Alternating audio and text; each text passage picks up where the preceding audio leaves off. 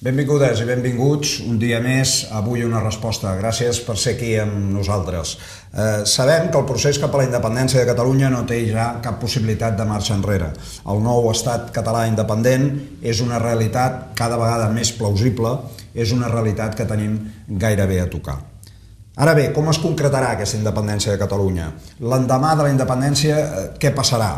Quins seran els mecanismes que es podran activar? Com s'activarà el reconeixement internacional? Què passarà amb els organismes internacionals com la Unió Europea o la ONU? Com es resoldran potser tractats internacionals que té signats l'estat espanyol? Intentarem, com sempre, donar resposta al màxim d'interrogants que ens puguem plantejar amb l'ajut inestimable i la participació del nostre convidat d'avui que us presento tot seguit. Ell és l'Albert Pont. Gràcies, Albert, per haver acceptat la nostra invitació. Moltes gràcies a vosaltres. L'Albert Pont és vicepresident i responsable del Departament de Dret Internacional del Cercle Català de Negocis, autor del llibre Delenda es Hispania, llicenciat en Ciències Polítiques i de l'Administració en l'especialització de Relacions Internacionals per la Universitat Autònoma de Barcelona, postgrau en Desenvolupament Internacional per la UPC. Ha participat en diversos projectes de desenvolupament internacional a Amèrica Llatina. Actualment fa de professor en un màster internacional per formar diplomàtics per la Generalitat de Catalunya. I, com sempre, comptem amb la Núria Orriols, que a l'anterior programa ens va deixar sols i vam haver de suplir amb la Xènia, però que avui, com sempre, la tornem a tenir aquí per col·laborar en el programa i fer les preguntes que sempre fa. Gràcies, Núria. Bé, abans de començar, en tot cas, farem com sempre, presentarem algun dels reportatges que tenim, algun d'ells ens introdueix directament en el tema, però començarem amb un que és, més que res, és un acte de l'Assemblea Nacional Catalana, que és un reportatge sobre el dia, la jornada de parades informatives que es va fer al barri de Sant Martí de Barcelona. Doncs hola, bon dia. Estem aquí fent una parada aprofitant que hi ha la Fèria d'Abril per així poder informar a la gent del que volem, que és la independència de Catalunya i com volem aconseguir-la. Som l'Assemblea, que és una organització sense ànim de lucre, evidentment, i no vinculada a cap partit polític, i el que volem és la independència de Catalunya, i demanem ja tots els possibles.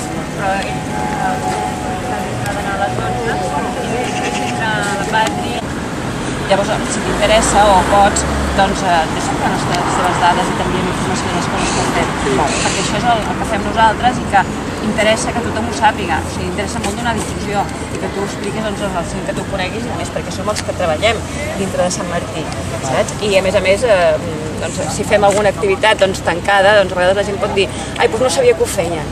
I ens interessa que tothom ho sàpiga i que tothom lliurement decideixi el que vulgui. I hem aprofitat per fer un dia especial de parades de tota la zona del Besòs amb la gent de Sant Adrià. Nosaltres som els del districte de Sant Martí, Poblenou, el Clot, la Verneda, bàsicament aquests quatre, Camp de l'Arpa, que sempre diu que ens els descuidem, i hem fet 5 paradetes. Una és un racó del xerraire, és per explicar aquesta zona d'aquí, per què creiem que Catalunya ha de ser independent, els 7 dubtes que creiem que poden tindre certes persones i com pagar els impostos a Catalunya sense que et posin cap multa. És molt interessant veure com reacciona la gent i perquè et dona l'input, la informació del que pensen les diferents persones. Hi ha gent que realment està molt en contra i no en vol saber res. N'hi ha d'altres que dubten i els interessa i volen saber-ho i volen llegir-s'ho amb calma. N'hi ha altres que et diuen sí, jo estic molt d'acord, a mi només dona'm això dels impostos. Hi ha de tot i és molt ric i interessant veure com la gent va reaccionant, encara que a vegades dius ui, però altres vegades quedes supercontent quan et diuen dona'm. És molt important que arribem a tot arreu. Aquesta és una de les moltes activitats que fan les assemblees territorials de l'Assemblea Nacional Catalana arreu del país. Aquesta concretament és un dia concret, un dia de parades informatives en un barri o poble, diguem-ne, del país. I ara ja entrarem en una segona entrevista. Aquesta és una entrevista a Jaume López, professor de Ciència Política de la UPC, que ens parlarà una mica, per dir-ho d'alguna manera, sobre la teoria que emmarca el dret a decidir. El dret a decidir és el mateix que el dret a l'autodeterminació? No exactament, és a dir, sí que s'utilitzen a vegades com a sinònims, però estaria bé precisar que no són exactament la mateixa cosa. No? El dret a l'autodeterminació és un dret que té una llarga trajectòria, no? Que ja fa més d'un segle que està en la reivindicació de molts pobles, però que sovint des d'un punt de vista jurídic s'ha associat a processos de descolonització i conflictes internacionals. Cada vegada més, el dret de decidir, per diverses formulacions, està prenent forma i molt possiblement jo crec que el podrem veure en un futur com un dret positivat també. Quins serien els principis que s'haurien de complir per acollir-se amb aquest dret a decidir? No hi ha cap lloc en el món, o que jo conegui, en el qual aquesta reivindicació hagi estat tan present per part del moviment social sobiranista. És a dir, recordem que a Catalunya hi ha hagut, abans de la manifestació de l'11 de setembre passat, que era clarament independentista, a Catalunya hi ha hagut 3 grans manifestacions on la reivindicació fonamental no era l'estat propi, era poder decidir. Segona cosa molt important, o potser fins i tot més important que això. Jo no conec cap precedent en el món o cap lloc en el món on s'hagi fet un procés de consultes ciutadanes en la que hagi arribat a participar gairebé 1 milió de persones sense el suport de les institucions, és el suport explícit de les institucions. Això a Catalunya sí que ha passat i també és una aplicació, de fet, diríem que és un exercici de dret de decidir. Per tant, si ho teoritzem, quins serien els criteris que compleix Catalunya i que diríem, aquest cas s'acull al dret a decidir? A l'estiu del 2010 va haver un dictamen del Tribunal Internacional de Justícia de l'Haia que, en referència a Kosovo, que és veritat que és un cas bastant diferent a Catalunya, però en referència a Kosovo hi ha una pregunta que se li feia sobre la seva legalitat, la legalitat del procés d'independència, va emetre, un dictamen. Aquest dictamen bàsicament es pot resumir en 3 punts. En aquest dictamen es deia, bé, aquesta independència no segueix cap procediment, diríem, no segueix o no s'acull, millor dit, a cap document legal, és a dir, que no està desenvolupant cap document legal internacional, però tampoc és il·legal. Per què no és il·legal? És a dir, per què és legítim, tot i que no hi hagi cap tractat internacional que li pugui donar suport? Perquè va complir amb 3 principis fonamentals, que són uns principis de legitimació del dret de decidir, podríem dir-ne, no? Quins són aquests 3 principis? En primer lloc, que no hi hagi violència, no? Que no hi hagi una situació de conflicte en el moment en què s'exerceix aquest dret. Segon principi fonamental, doncs claretat democràtica, transparència democràtica, és a dir, que efectivament aquesta decisió del poble de Catalunya, aquesta decisió sigui emesa amb un procés democràtic sense cap mena de punts negres o de... Això pot donar-se tant a través d'un referèndum, una consulta, o, com en el cas de Kosovo, amb la declaració dels parlamentaris, diríem, escollits amb un procés en el qual clarament diguin que volen la independència, no?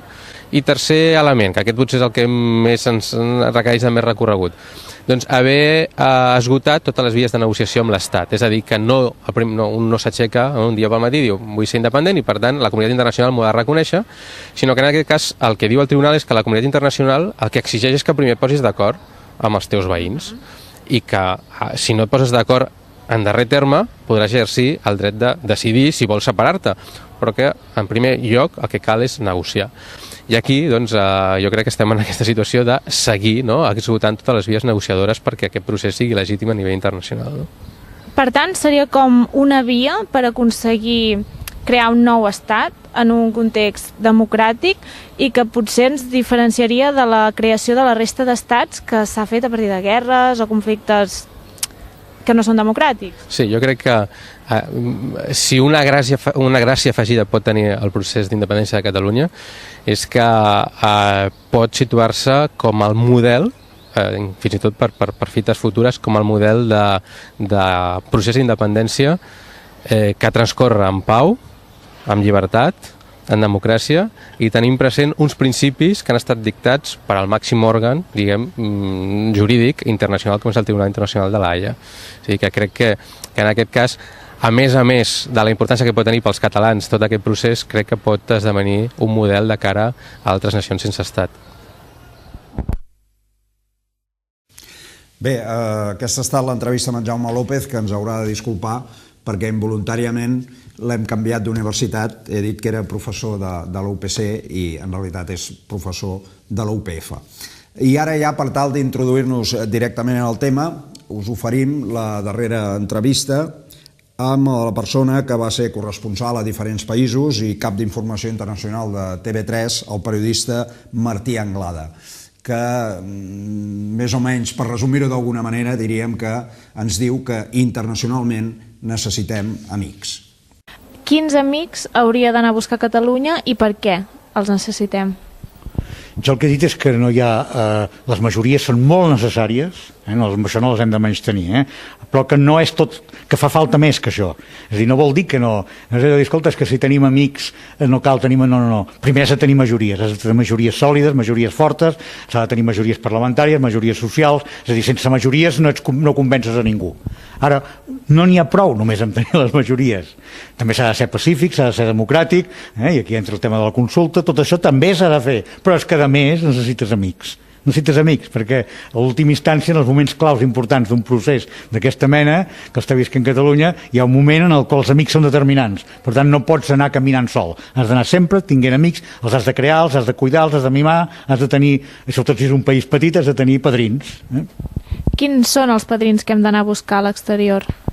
Els grans aliats, els grans amics que hem de tenir, primer de tot ha de ser Europa. Ha de ser Europa. Nosaltres estem més en una zona d'influència francesa, per tant Alemanya ens pot mirar més o menys simpatia, però tot el que faci ho farà d'acord amb França, per tant nosaltres hem de pensar amb els dos, alhora, junts, els dos, amb Alemanya i amb França. Què pot oferir Catalunya, Alemanya o França perquè siguin amics nostres? Bé, en tot cas el que ha d'oferir és el manteniment, per començar, el manteniment d'un estatus que ja hi és ara.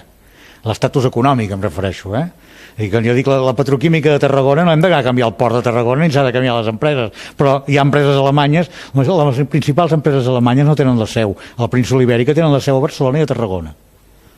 Per tant, això a ells els hi va bé, perquè per això ho han fet, doncs s'ha de fer que els hi continuï anant bé. No és que s'hagi de fer res, s'ha de mantenir un estatus que ells consideren favorable als seus interessos i que ja hi és ara, i que també és favorable als interessos catalans, i no pregunti-los a tots els àmbits de les empreses alemanyes que hi ha instal·lades aquí. Per tant, és un interès mutu, això, és un interès mutu que mútuament es vol mantenir. El principal avantatge és mantenir els avantatges econòmics que ja tenen ara. I el mateix equival a dir per França. Vostè miri els magatzems, els hípers que hi ha a Catalunya, vostè miri les empreses que hi ha i veurà la gran influència francesa econòmica. Això és una cosa que una Catalunya independent ha de salvaguardar. I això ja és un guany. Si a més resulta que salvaguardes i tens un país amic, un país amic, proper, petit però amic, perquè evidentment Catalunya ha de ser amiga d'aquests dos grans, si no, no serà.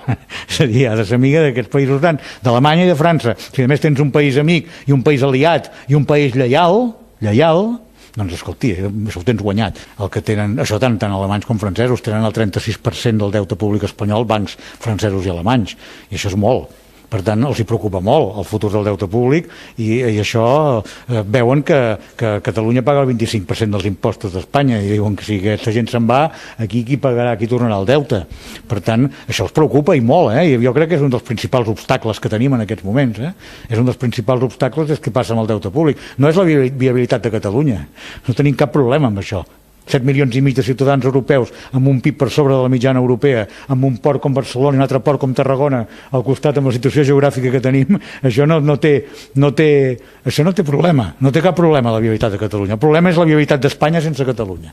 I per últim, no s'està parlant de la pertanyença a l'OTAN, potser, que als Estats Units és una cosa que li preocupa. Bueno, però els Estats Units el que no vol és trencar els equilibris geoestratègics que hi ha actualment a Europa, això no li interessa, lògicament. Als Estats Units sobretot li interessa això, vist més a distància és diferent, no és de la Unió Europea, no té els interessos, també té interessos econòmics, però no és una cosa tan peremptòria, s'ho miren més des d'un punt de vista estratègic i diuen aquí, això, el que no podem és ara començar a fer illots fora de l'OTAN dins del que ja era OTAN. Nosaltres ja som de l'OTAN, és que si no hi fóssim podríem tenir dilemes. Nosaltres l'únic que hem de fer és mantenir la situació, és l'únic que hem de fer, mantenir la situació, que tampoc és tan complicat, i a més ningú s'hi oposarà. És allò que dius, no s'hi oposarà. Fixin-se vostè que quan venen de Madrid, allò que diuen, jo dic, ve l'home del sac a fer por, quan ve això, mai parlen de l'OTAN. Diuen, no, els trauran de la Unió Europea, mai ningú se li ha corregut dir és que els trauran de l'OTAN, perquè és que si diuen això, els criden a Washington i diuen, escolti, però que estan delirant vostès. Estan delirant. Bé, unes excel·lents, interessants declaracions d'en Martí Anglada que segurament ens serveixen de molt bona introducció pel que hem de parlar avui amb l'Albert Pont. És així, no? Vull dir que serien... Sí, efectivament. És molt possible que Catalunya no desperti les simpaties de la comunitat internacional perquè a última hora no ens estem independitzant d'una dictadura, d'un país que tingui un règim totalitari, ni molt menys. Però sí que hem d'anar a buscar les sinergies, establir sinergies en països del nostre entorn, a nivell econòmic, a nivell polític, i a última hora entendre que els països es mouen per interessos dins l'escena internacional. I això a nosaltres ja ens va bé, perquè precisament el que volem és poder moure'ns nosaltres també per interessos dins l'escena internacional. Sí, en tot cas havíem preparat unes imatges precisament sobre reconeixement d'estats, no? Aquesta pràctica internacional en reconeixement d'estats, no? Efectivament, si de cas podem començar a passar... Sí, els nostres companys poden passar el PowerPoint que tenim preparat i podrem anar-ho veient. Sembla que triga una miqueta, però... Bé, bàsicament el que presentem en aquest petit PowerPoint és un exemple de la pràctica internacional contemporània en matèria de reconeixement d'estats. Concretament, poso com a exemple el cas de Croàcia, com podria haver posat qualsevol altre exemple. Simplement, el cas de Croàcia, Eslovènia, Croàcia són exemples bastant paradigmàtics perquè en un principi no van rebre el reconeixement de la comunitat internacional, però llavors sí que amb el temps es va... Ara ja ens apareix en pantalla. Bé, aquí tenim un mapa del món que el que reflecteix els països en vermell són els països que van manifestar públicament que no reconeixerien la independència de Croàcia. Els països en groc van manifestar algunes reticències a poder reconèixer la independència de Croàcia i els països en verd són els països que van reconèixer Croàcia immediatament. Els països en verd, dins dels països en verds hi ha països amb una gran tradició democràtica com Islàndia i Suècia, hi ha països com Alemanya, Àustria, etc., que volien exercir la seva influència sobre alguns dels països de l'Europa de l'Est, Txèquia, Croàcia, Eslovènia, etc. Tenien uns interessos determinats. Efectivament, hi ha, per tant, uns interessos determinats. I aquí hi ha països, per exemple, també com l'Iran, que simplement es van manifestar favorablement a la reconeixement de Croàcia únicament per anar en contra de la política exterior dels Estats Units. I el Regne Unit, en aquest cas, també està alineat amb els Estats Units. Normalment fan servir la mateixa política exterior? No necessàriament. Aquí hem de veure que el que és interessant d'aquesta imatge és veure com els 5 membres permanents del Consell de Seguretat de les Nacions Unides, en principi, que són els Estats Units, el Regne Unit, la Federació Russa, la Xina i França. Aquests 5 països que són els que determinaran si pot ser membre de l'Organització de les Nacions Unides o no, perquè al cap i a la fi són els que tenen dret de vet al Consell de Seguretat de les Nacions Unides, aquests 5 països d'entrada van manifestar que no reconeixerien la independència de Croàcia. Bé, veiem doncs que aquest és el mapa en el moment efectiu de la independència de Croàcia. Amb una dificultat extraordinària que seria aquesta que comentaves dels 5 països. Sí, efectivament. El que passa que sí que haig de dir que els països en verd són els que determinen l'existència d'una massa crítica suficient com per poder determinar que aquell estat és un estat independent i que a partir d'aleshores se'l tractarà com un subjecte de dret internacional. Aquí el que passa deu ser molt petit i no ho veiem. El Vaticà era favorable. Sí, de fet el Vaticà va ser un dels primers països que van instar el reconeixement internacional de Croàcia, efectivament. El Vaticà és un país molt petit, però hem de pensar que la diplomàcia vaticana és de les més potents del món. Hi ha països que són grans o que tenen una gran economia i que tenen un pes demogràfic important i en canvi mantenen tradicionalment un perfil relativament baix a l'escena internacional.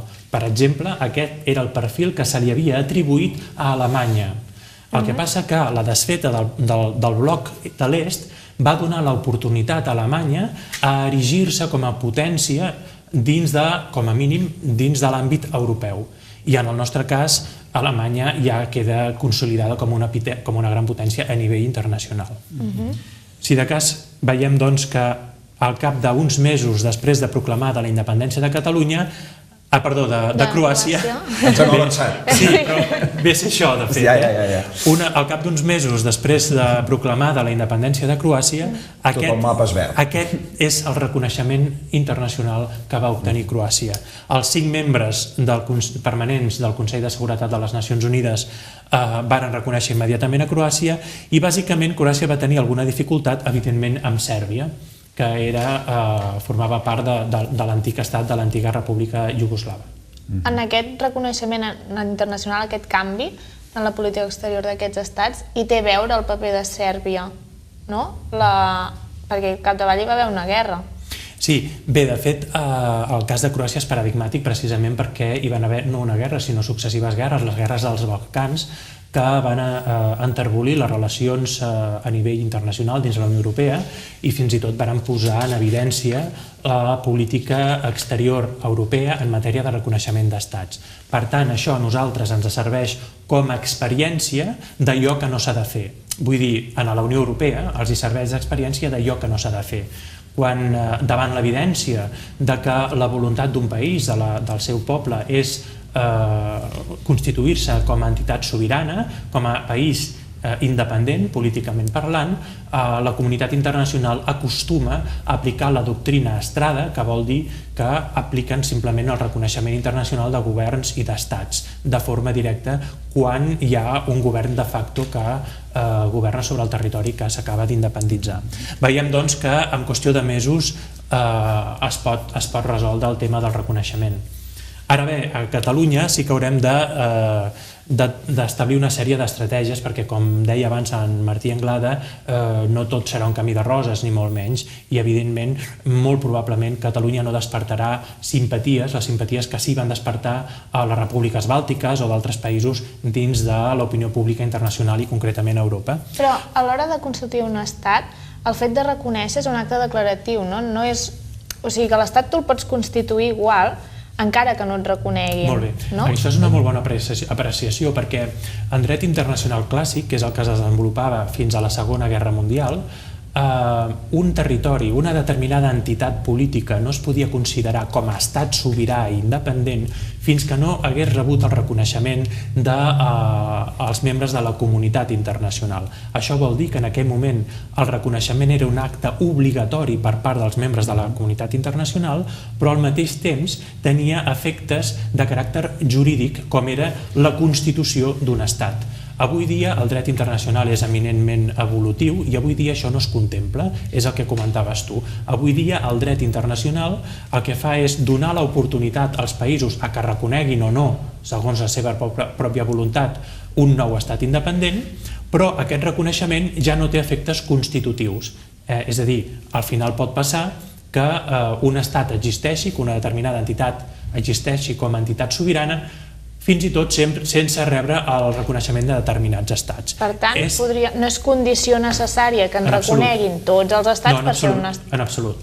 I de fet, passa molt sovint, és molt freqüent que hi ha estats que són fins i tot membres de les Nacions Unides i que no han rebut el reconeixement internacional de tots els estats de la comunitat internacional, com per exemple Israel.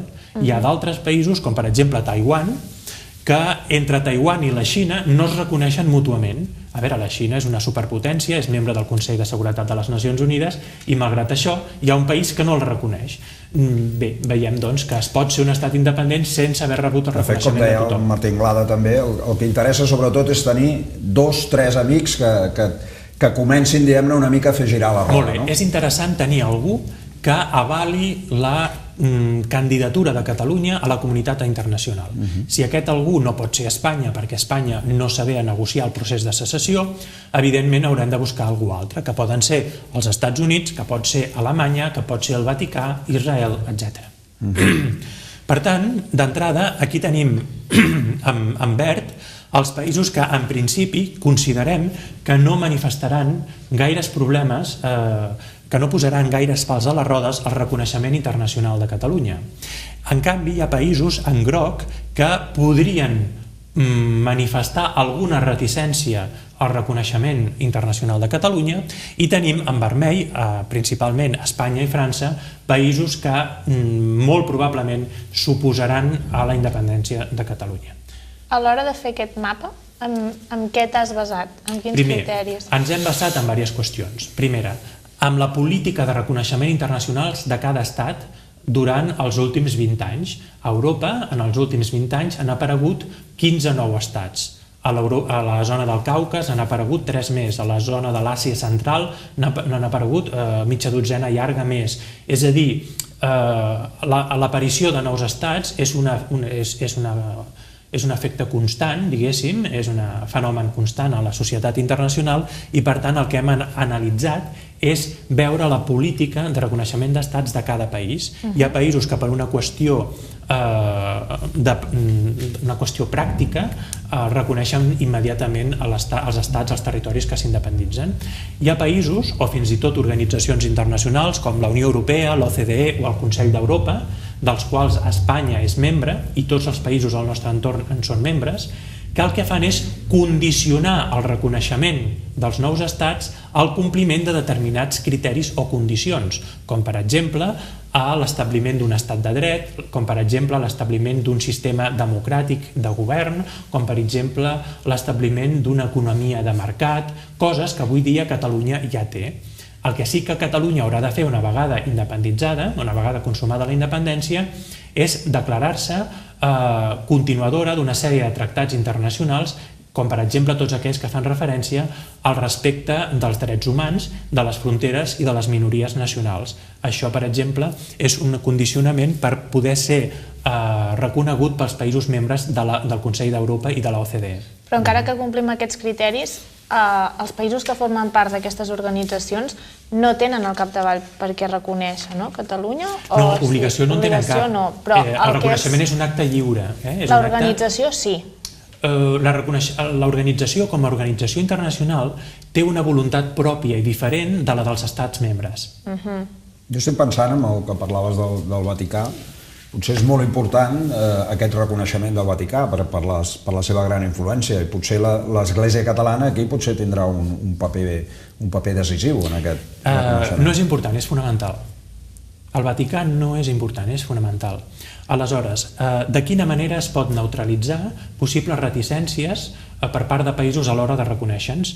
Imaginem-nos, ara que heu posat el cas del Vaticà, imagineu-nos per un moment que el Vaticà mostra certes reticències o simplement manifesta públicament que no vol reconèixer la independència de Catalunya simplement perquè la Conferència Episcopal Espanyola també té molt de pes dins de l'estructura jeràrquica del Vaticà.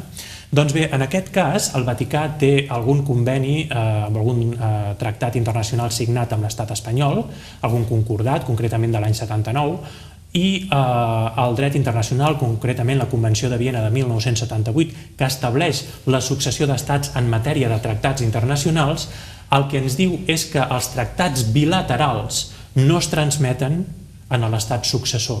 Per tant, els convenis signats per Espanya de caràcter bilateral, és a dir, amb un altre país, en aquest cas el Vaticà, no es transmeten directament a l'estat successor, en aquest cas Catalunya. I, conseqüentment, si el Vaticà volgués mantenir els seus privilegis dins d'una Catalunya independent, per exemple, no pagar IBIs i determinats impostos, hauria de renegociar el tractat internacional, un conveni, en aquest cas amb Catalunya, a menys que reconeguessin immediatament la independència de Catalunya.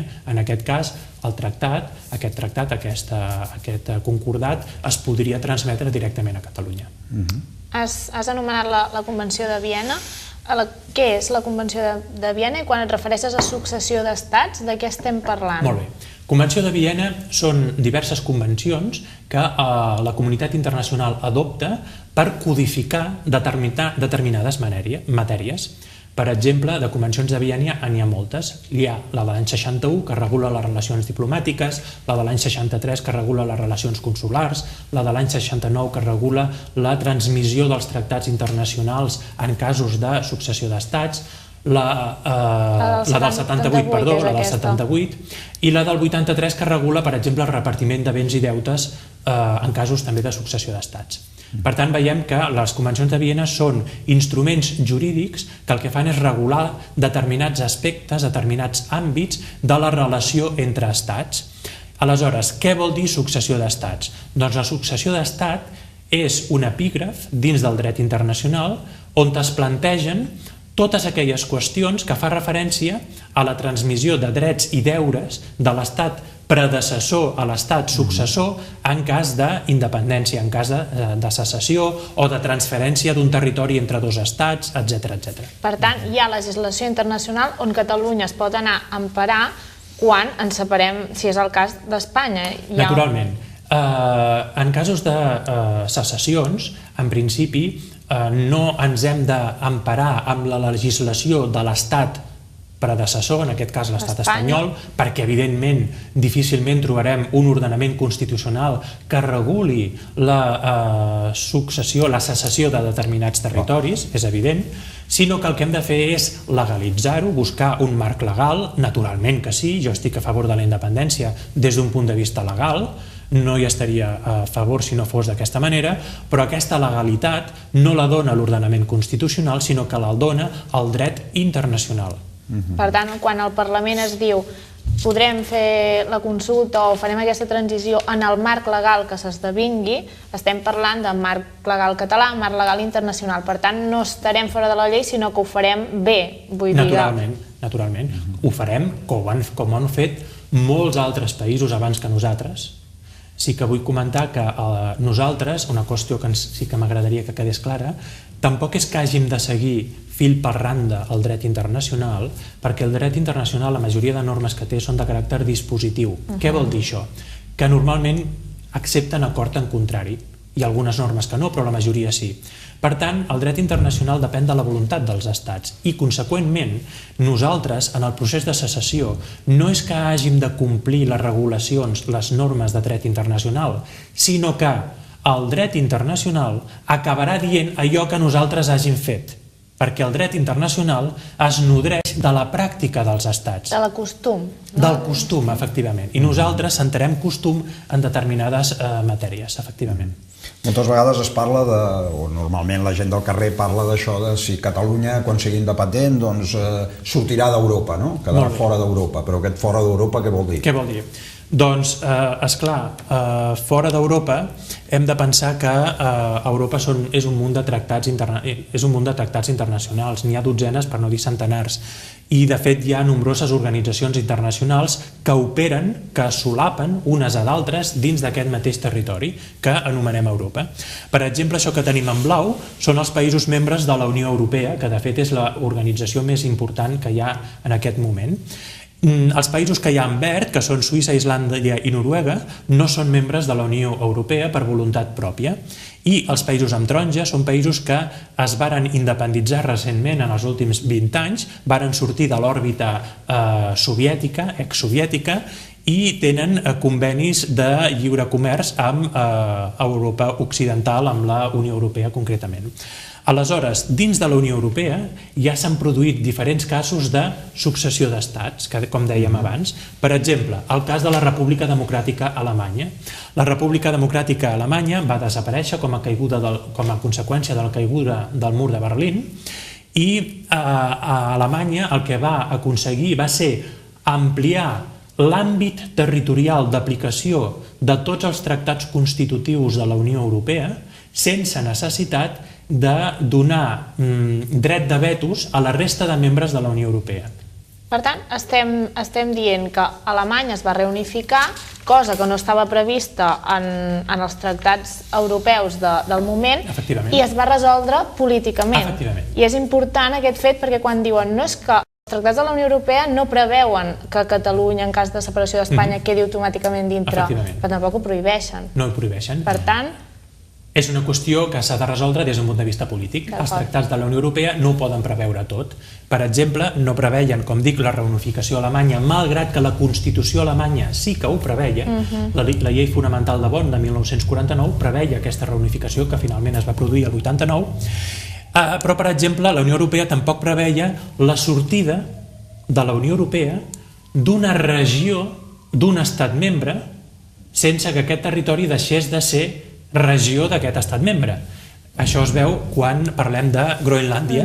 Groenlàndia era una regió de Dinamarca, és de fet una regió autònoma de Dinamarca, i va decidir sortir de la Unió Europea sense sortir de Dinamarca. Això és una qüestió molt estranya que no va estar prevista tampoc en els tractats constitutius de la Unió Europea i que senzillament es va resoldre a l'any 84 d'una manera política i formal. I ara ja està inclòs en els tractats constitutius de la Unió Europea.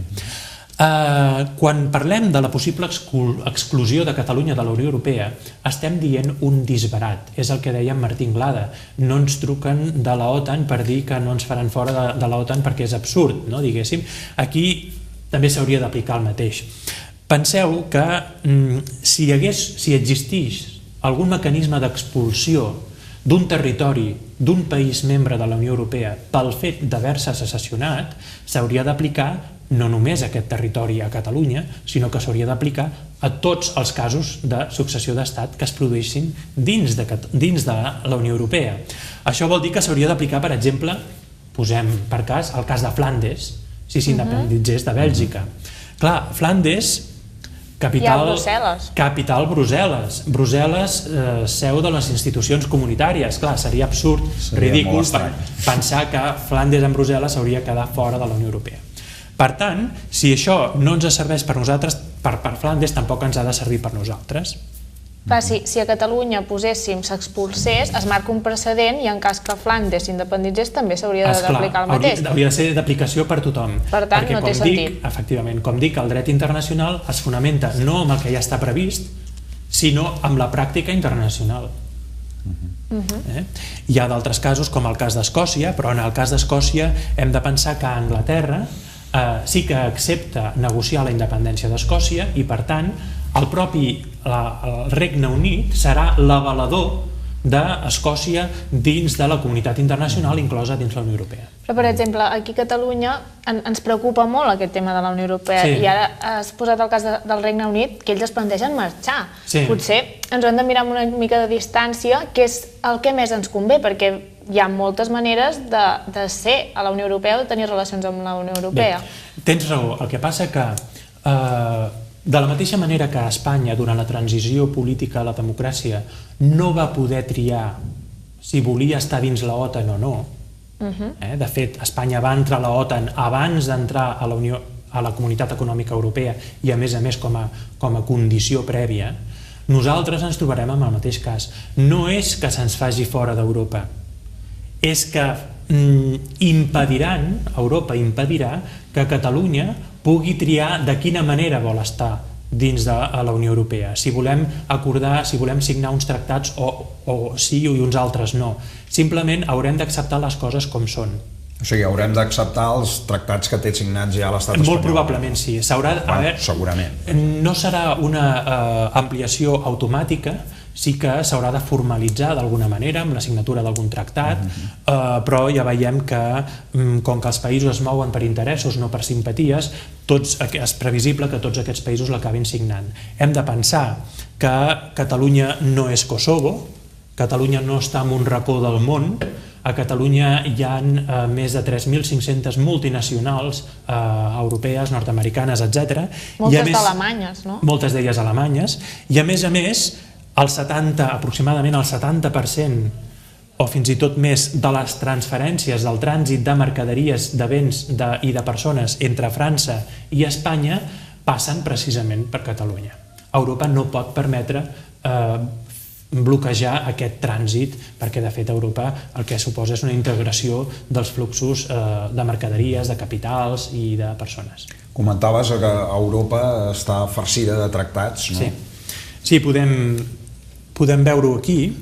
Aquí tenim, amb aquestes banderes, representen els països que formen part de la Unió Europea en aquest cercle d'exterior, i dins de la Unió Europea hi ha països que formen part del sistema monetari europeu i n'hi ha que no, n'hi ha que estan dins de la Unió Europea però mantenen les seves pròpies monedes. Per exemple, exemples de països que estan dins de la Unió Europea però no tenen l'euro. Doncs, per exemple, tenim l'euro, Mònaco, etc.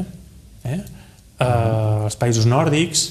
Andorra seria el cas contrari, no? Per exemple, té l'euro però no és a la Unió Europea. Andorra utilitza l'euro, però hem de distingir entre formar part del sistema monetari europeu i, per tant, del sistema de bancs centrals europeu I una altra cosa molt diferent és poder utilitzar l'euro com a moneda dins del teu territori malgrat no siguis membre del sistema monetari europeu, que és el que fa Mònaco, que és el que fa Andorra o Kosovo. Sí, que utilitzen l'euro però no és... Hi ha economies com per exemple l'Equador, Panamà i d'altres que utilitzen el dòlar, malgrat no tenen representació ni a la Reserva Federal nord-americana ni en els òrgans de decisió política dels Estats Units. Perquè potser seria bo recordar que els estats són sobirans, no?, per triar la moneda que volen. Efectivament, els estats són sobirans per triar la moneda que volen i Catalunya serà sobirana per triar la moneda que voldrà utilitzar a partir del moment de la independència, evidentment que sí.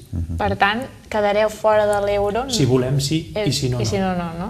És tan senzill com això. Aleshores, els tractats que es desenvolupen, que s'apliquen a la regió europea, es complementen de la següent manera. Això que tenim aquí, aquesta el·lipsi que tenim aquí, representa els països que són membres de l'espai de Schengen, tal i com ens reflecteix el gràfic que podeu trobar a la pàgina web, per exemple, del col·lectiu Wilson, que és qui va desenvolupar això. A l'espai de Schengen és un espai de lliure canvi de persones, de béns, mercaderies i capitals, i permet la lliure circulació d'això, de béns, mercaderies i capitals. En aquest cas, si seguim la Convenció de Viena que has citat abans sobre successió d'estats, si Catalunya separa d'Espanya, el Tractat Schengen l'heredaríem directament. Per tant, la lliure circulació de mercaderies en aquest espai europeu el tenim garantit en aquest sentit. Anem a veure, hem de puntualitzar. Ho tenim garantit des d'un punt de vista polític, perquè, com et comentava, els interessos dels països de l'Europa de l'Est, no només a Catalunya, és que Catalunya formi part d'aquests tractats, d'acord? El que passa que hem de mirar també com està regulat per part del dret internacional. El dret internacional, i concretament la Convenció de Viena de 1978, estableix que, en principi, en casos de successió d'estats, els tractats signats per l'estat predecessor, en aquest cas l'estat espanyol, passen directament a l'estat successor. Per tant, Catalunya estaria obligada a continuar complint dins del seu territori tots els tractats internacionals signats per Espanya. Això és la norma general. El que passa que aquesta norma general té una sèrie d'excepcions. Entre ells, els tractats constitutius d'organitzacions internacionals, els tractats que, per ser membre dels quals es necessiti el vot unànim de tots els membres d'aquest tractat, i els tractats bilaterals que comentàvem abans. Aleshores, Schengen i la OTAN? Schengen no és un tractat constitutiu d'una organització internacional i, per tant, en base a això es podria aplicar directament. El que passa que cal una mínima escenificació. Cal que els països que formen part de Schengen signin amb Catalunya aquest tractat. El que passa que en el moment de signar-lo, Catalunya haurà d'establir una sèrie de condicions, de reserves, com s'aplicaria la norma, és a dir, en el cas de Catalunya. Per exemple, en el cas de la signatura d'Espanya del Tractat de Schengen, hi ha un punt, hi ha un article on diu allà on el Tractat de Schengen fa referència a les policies de cada país membre, en el cas d'Espanya és la Guàrdia Civil. Doncs nosaltres haurem d'aplicar un article que digui allà on deia la Guàrdia Civil seran els Mossos d'Esquadra. Petits canvis per adaptar-se. Doncs això, aquests petits canvis, és el que provoca que la resta de països hagin de signar aquest tractat. Hagin d'estar d'acord. Clar, però sobre aquestes qüestions menors, no sobre el fet si ets o no hi ets. D'acord? Per tant, podem continuar. Això és la EFTA, que és una organització internacional de lliure comerç entre determinats països d'Europa. Aquest cercle en gris és l'espai econòmic europeu, que és un espai també de lliure canvi, que no és una organització internacional i que, per tant, s'hauria d'aplicar directament al cas de Catalunya o de qualsevol altre territori que es volgués independitzar d'un estat membre. Aquest altre cercle d'aquí, en blau, que agrupa a tots aquests països d'aquí, és la Unió Aduanera Europea, que és el tractat que va suposar la supressió de les fronteres, de les aduanes, de les taxes i dels drets en aduana, etc. Aquest tractat tampoc és constitutiu de la Unió Europea ni de cap altra organització internacional i, conseqüentment, s'hauria d'aplicar directament al cas de Catalunya. I finalment tenim una organització internacional per sobre de la Unió Europea, que és el Consell d'Europa, que abarca ja no els països membres de la Unió Europea, sinó també tots els països de l'Europa de l'Est. Per ser membre del Consell d'Europa, el seu tractat l'Estatut de Londres sí que és un tractat constitutiu d'una organització internacional i, per tant, haurem de demanar la nostra adhesió com un país que entra de nou en aquesta organització internacional. El que passa que per ser membre del Consell d'Europa no cal assumir que tots els països membres et votin a favor, sinó que són majories a 2/3 aproximadament. Actualment... Si em permets, i acabo de puntualitzar, respecte al Consell, respecte a la Unió Europea, sí que hi ha el dret de vetos, que és el que Espanya ens diu. Aplicarem el dret de vetos sobre Catalunya. Perfecte, no hi ha problema. Miri, mentre vostè apliqui el dret de vetos sobre Catalunya, Catalunya no té per què assumir ni un sol cèntim del deute de l'Estat espanyol. Mentre Catalunya no assumeixi un sol cèntim del deute de l'Estat espanyol, el titular del deute de l'Estat espanyol és l'Estat espanyol. Per tant, ni dret de vetos ni res. Vol dir que de totes maneres s'hauria d'arribar a un acord polític. S'hauria d'arribar a un acord polític, de mínims. De totes. Efectivament.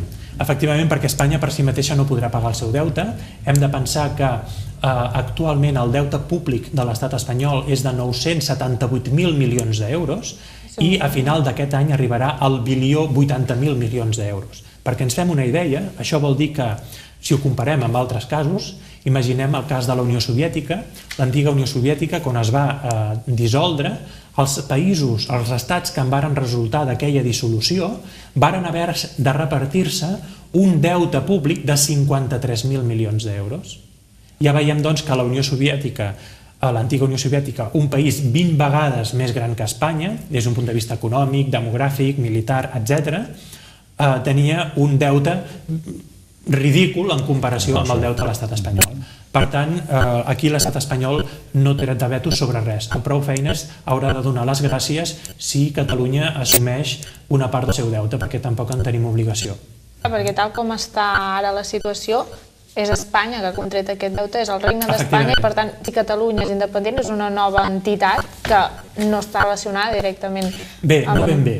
El tema del deute és més complex, em deixaria una bona estona. Un altre programa. Probablement no ho volia dir així tan obertament, però sí, mereixeria ser explicat en detall.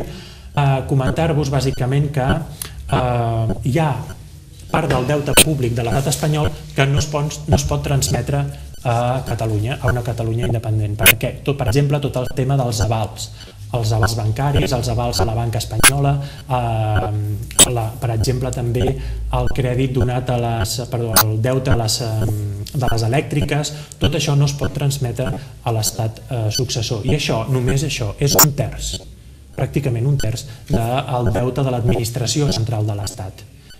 Tampoc es pot transmetre el deute d'altres comunitats autònomes, tampoc es pot transmetre el deute territorialitzat que s'hagi contret per fer obres, serveis, infraestructures fora de Catalunya, evidentment. I això és un altre terç del deute públic de l'estat espanyol. I el deute deu estar relacionat d'una manera o altra amb les propietats de l'estat dins de Catalunya? Evidentment. Catalunya, en principi, quan esdevingui estat independent, se li transmetran directament i, segons la Convenció de Viena del 83, sense contraprestació, tots els béns d'estat situats a Catalunya. Això vol dir les xarxes elèctriques, telefòniques, l'espai radioelèctric, els edificis d'estat, les infraestructures aeroportuàries, ferroviàries, etc. Tot això passa directament a l'estat successor, en aquest cas Catalunya. Això és el que s'anomena principi de territorialitat, diguéssim. Els béns d'estat, efectivament. I a l'hora de repartir el passiu, el deute, en les independències de les repúbliques bàltiques i tots els precedents, s'ha repartit per diferents criteris. Crec que pot ser per població, pel PIB. A la Convenció de Viena, quins criteris regula perquè puguem tenir una idea de per on aniran les coses? Molt bé, primer, la Convenció de Viena de l'any 83, que és la que regula la successió d'estats en matèria de transmissió de béns i deutes, estableix una sèrie de principis bàsics, però un d'ells, el fonamental, és la voluntat de les parts. D'acord, sí que... I les parts vol dir l'estat successor i l'estat predecessor. Per tant, sense voluntat de les dues parts no hi ha transmissió de deute possible. Aleshores, una vegada, el que sí fa la Convenció de Viena, que per cert no està en vigor, perquè estableix un règim molt favorable als països que accedeixen a la sobirania.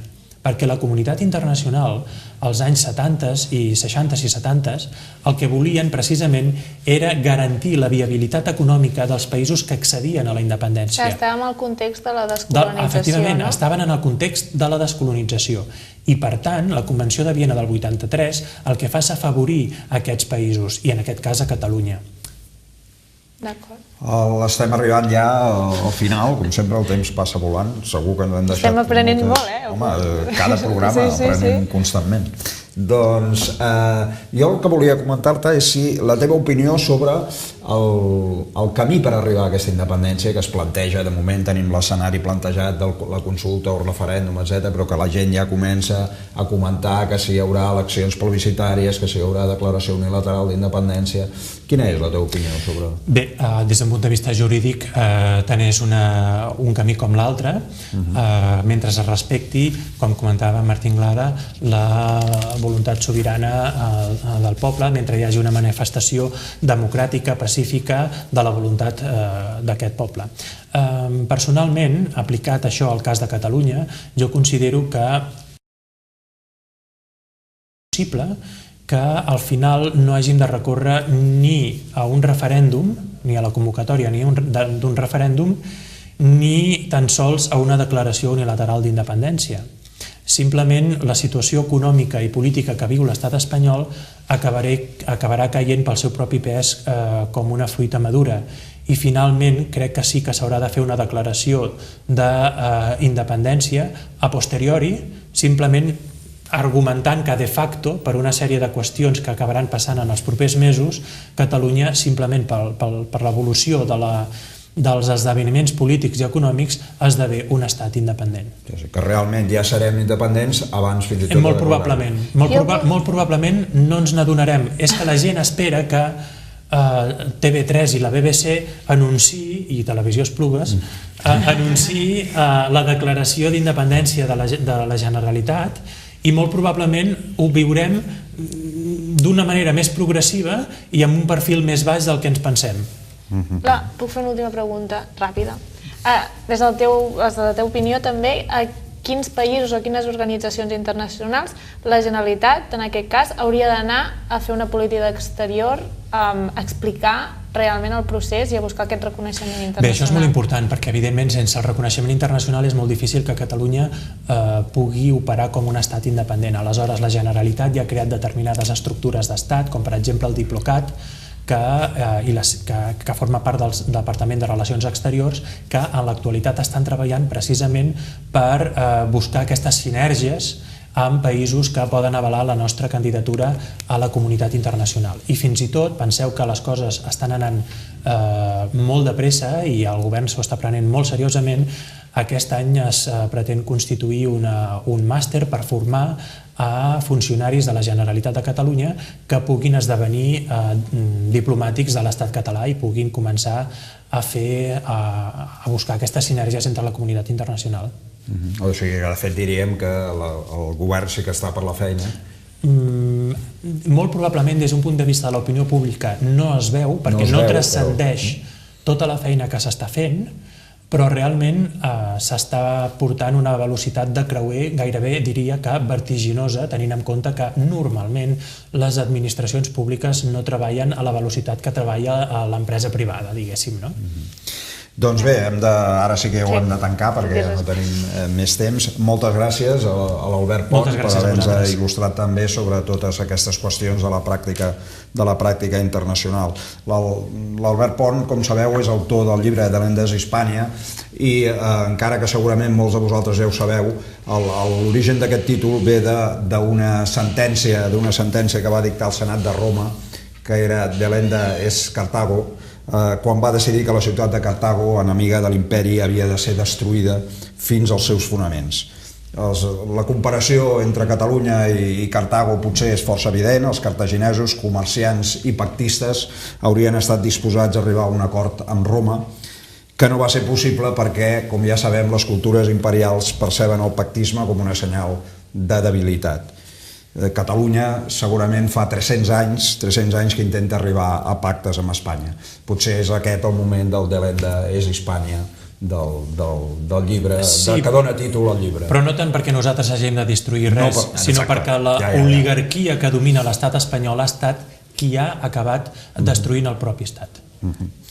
Bé, doncs com sempre, el nostre agraïment una vegada més a tots els que fan possible aquest programa d'Avui una resposta, en Josep Pedrol a la producció i coordinació, la Núria Orriols, que avui ha estat especialment brillant amb les seves preguntes i que agraïm com sempre la seva participació, l'Antoni Morell a reportatges i muntatge, i tota aquesta gent d'ETV Llobregat, aquesta televisió que us recordem que enguany, concretament el mes de juny, celebra els seus 30 anys d'existència i segur, com ha dit l'Albert Pons, segur que serà una de les televisions que dirà que Catalunya ja és independent. I res més, ja us deixem amb l'agenda de l'Assemblea Nacional Catalana per als propers dies i fins al proper programa, doncs que passeu una molt bona setmana. Comencem amb l'agenda de l'Assemblea Nacional Catalana per als propers dies, el 23 de maig, a 7:15 a Barcelona, Ètica i política cap a la independència amb Francesc Torralba i l'expresident de la Generalitat, el molt honorable Jordi Pujol.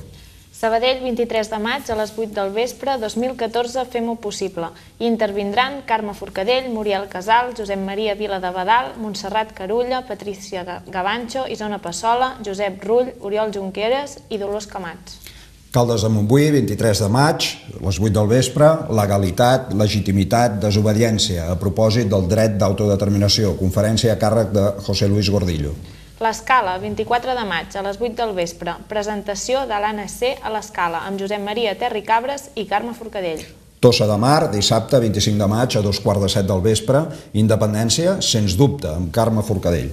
Dissabte, 25 de maig, a Sant Boi de Llobregat, a 7:15 del vespre, projecció del documental 11 de setembre 2012, Catalunya, nou estat d'Europa. Diumenge 26 de maig, a Barcelona, a les 10 del matí, caminem cap a la independència. Caminarem de la plaça d'Espanya a la Marina de Sants. En acabar, parlaments de Pere Baltà, Lluís Cabrera i Carme Forcadell. 26 de maig, a Sant Pere de Rodes, encén l'estelada. Actes durant tot el dia i a partir de les 9 del vespre, encesa de l'estelada d'Espelmes. Dijous 30 de maig, a les 7 del vespre, presentació a Barcelona de la sectorial de l'Assemblea Nacional Catalana, Geòlegs per la Independència, amb la participació de Carles Castellanos. Dijous 30 de maig, a les 7 del vespre, al barri de Gràcia de Barcelona, xerrada informativa sobre l'ANC i el procés d'independència, amb la participació de Patricia Gavancho. I finalment, tancarem amb el 31 de maig, a 7:15 del vespre, a Sant Antoni de Vilamajor, presentació del llibre Un pam de la independència, amb la participació del seu autor, Vicent Partal. Aquests, fins aquí, han estat alguns dels actes de l'Assemblea Nacional Catalana previstos per als propers dies. Podeu trobar més informació al web de l'Assemblea Nacional Catalana.